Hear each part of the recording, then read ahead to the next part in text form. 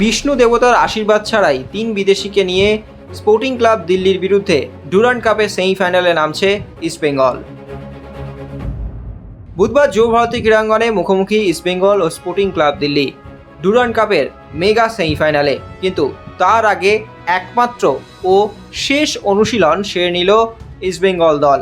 অবশ্যই এটা এক এবং শেষ অনুশীলন, তার কারণ ইস্টবেঙ্গল কোয়ার্টার ফাইনালের পর মাত্র 2 দিন গ্যাপ পেয়েছে এবং একটা দিন অবশ্যই ফুটবলারদের রিকভারি করার সময় দিতে হয়, ফলে সেই দিনটা ছুটি দেওয়া হয়েছিল।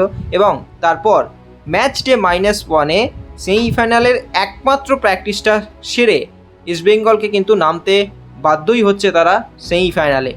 অবশ্যই রশিদ তিনি আগের দিন জানিয়েছিলেন তিনি ক্লান্ত এবং ইস্টবেঙ্গলের প্রত্যেকটা ফুটবলার ক্লান্ত ছিলেন, ফলে ইস্টবেঙ্গল সুলভ যে খেলাটা আমরা এএফসিতে দেখেছিলাম সেই খেলাটা কিন্তু ডুরান্ড কাপের কোয়ার্টার ফাইনালে দেখা যায়নি। যদিও টিমে কিছুটা পরিবর্তন হয়েছিল, আনোয়ার আলী তিনি খেলেননি, ডিফেন্সের অন্যতম ভরসা।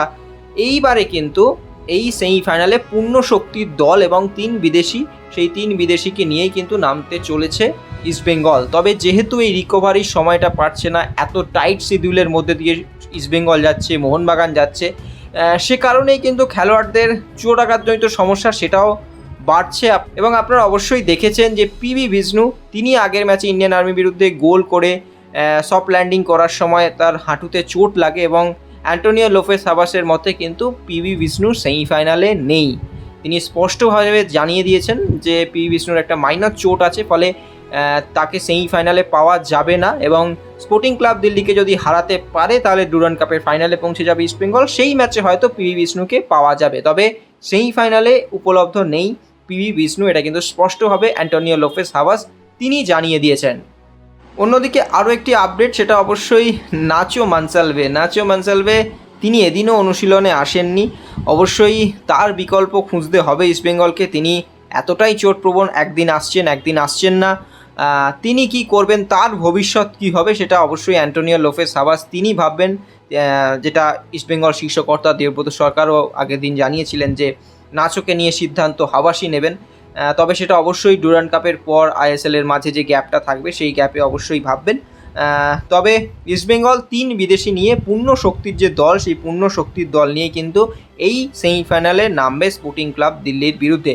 যদিও ধারে ভারে অনেকটাই এগিয়ে ইস্টবেঙ্গল দল, তবুও যে দলটা হতে পারে, আনোয়ার আগের ম্যাচে খেলেননি, নামেননি, তাকে রেস্ট দেওয়া হয়েছিল, ফলে এই ম্যাচে পূর্ণ শক্তির দলটা নিয়েই কিন্তু নামতে চলেছেন। অবশ্যই যদি গোলকিপার পজিশনে বলা হয় তাহলে অবশ্যই লাচেনপা নাকি প্রভসুকন গিল। তবে বড় ম্যাচে যেহেতু প্রভসুকন গিলকেই আমরা তিকাটির নিচে দেখতে পারি ইস্টবেঙ্গলের, সেক্ষেত্রে আশা করা হচ্ছে প্রভসুকন গিল তিনি হয়তো সেমিফাইনালে থাকবেন। তবে লাচেনপা তিনিও কিন্তু কমজোরি নন, তাকেও দেখা যেতে পারে।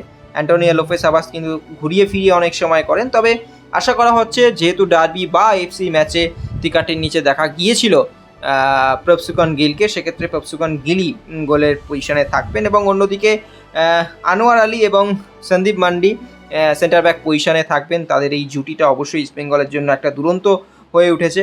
এবং অন্যদিকে রাইট ব্যাকে যদি হার্দিক ভাট এবং বরিশ সিংয়ের কথা বলা হয়, এই অপশানে অবশ্যই বরিশ সিং একটু হলেও এগিয়ে রয়েছেন, তার কারণ শেষ ম্যাচে তিনি অনেকটা টাইম খেলেছিলেন, সেক্ষেত্রে বরিশ সিং হয়তো রাইট ব্যাকে খেলতে পারেন। এবং অন্যদিকে লেফট ব্যাকে কিন্তু জয় গুপ্তা তিনি তার স্বভাবসিদ্ধ ভঙ্গিমায় থাকবেন অবশ্যই।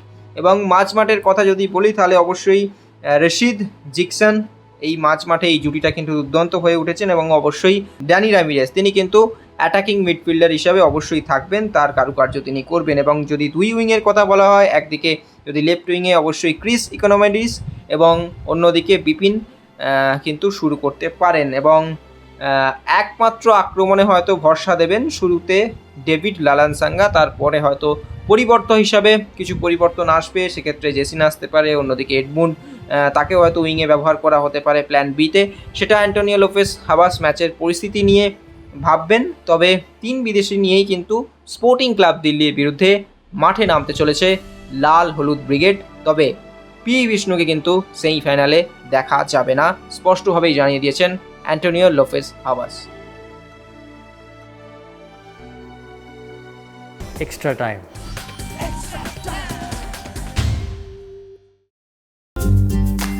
লেটেস্ট নিউজ আর এক্সক্লুসিভ ভিডিওর সঙ্গে আপডেট থাকতে এখনই সাবস্ক্রাইব করুন আমাদের ইউটিউব চ্যানেল। বেল আইকনে ক্লিক করতে ভুলবেন না যেন।